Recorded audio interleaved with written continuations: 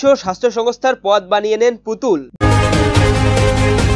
দুর্নীতি ও অর্থ আত্মসাতের অভিযোগে সম্প্রতি যুক্তরাজ্যের সিটি মন্ত্রীর পদ হারান শেখ হাসিনার বোন শেখ রেহানার মেয়ে টিউলিপ সিদ্দিক। এবার সাইমা ওয়াজেদ পুতুল অসঙ্গতির কারণে চাপের মুখে পড়তে যাচ্ছেন শেখ হাসিনা বলে এক নিবন্ধে লিখেছেন কলকাতা ভিত্তিক সাংবাদিক মনোদীপা ব্যানার্জি। তিনি বাইবেল থেকে উদ্ধৃতি দিয়ে বলেছেন, বাবার পাপের দায় ছেলের উপর পড়ে, তবে এক্ষেত্রে শেখ হাসিনার পাপের দায় পড়ছে তার বোনের মেয়ে টিউলিপের উপর। এতে করে তিনি পদত্যাগ করতে বাধ্য হয়েছেন। এবার এই দায় পড়তে যাচ্ছে তার আপন মেয়ে পুতুলের উপর, যিনি 2023 সালে বিশ্ব স্বাস্থ্য সংস্থার দক্ষিণ পূর্ব এশিয়ার আঞ্চলিক পরিচালক হয়েছিলেন। এই সাংবাদিক স্বাস্থ্য বিষয়ক জার্নাল ল্যান্সেটের 2023 সালের সেপ্টেম্বরের একটি সম্পাদকীয় প্রতিবেদনের কথা উল্লেখ করে বলেছেন, ওই প্রতিবেদনে পুতুলের প্রার্থিতা নিয়ে প্রশ্ন তুলেছিল। তারা অভিযোগ করেছিল পুতুল বিশ্ব স্বাস্থ্য সংস্থার আঞ্চলিক পরিচালক হওয়ার যোগ্য না, কিন্তু স্বজনপ্রীতির কারণে তিনি মনোনয়ন পেয়েছেন। এমন স্বজনপ্রীতি বিশ্ব স্বাস্থ্য সংস্থার গ্রহণযোগ্যতা নষ্ট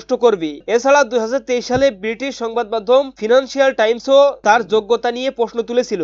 এতে বলা হয়, আঞ্চলিক পরিচালক পদের জন্য সাইমা ওয়াজেদ পুতুলের সঙ্গে আরেকজন প্রার্থী ছিলেন নেপালের সন্তু আচার্য। তিনি ছিলেন বিশ্ব স্বাস্থ্য সংস্থার একজন ঊর্ধ্বতন কর্মকর্তা, যিনি 30 বছর যাবৎ সেখানে কাজ করছেন।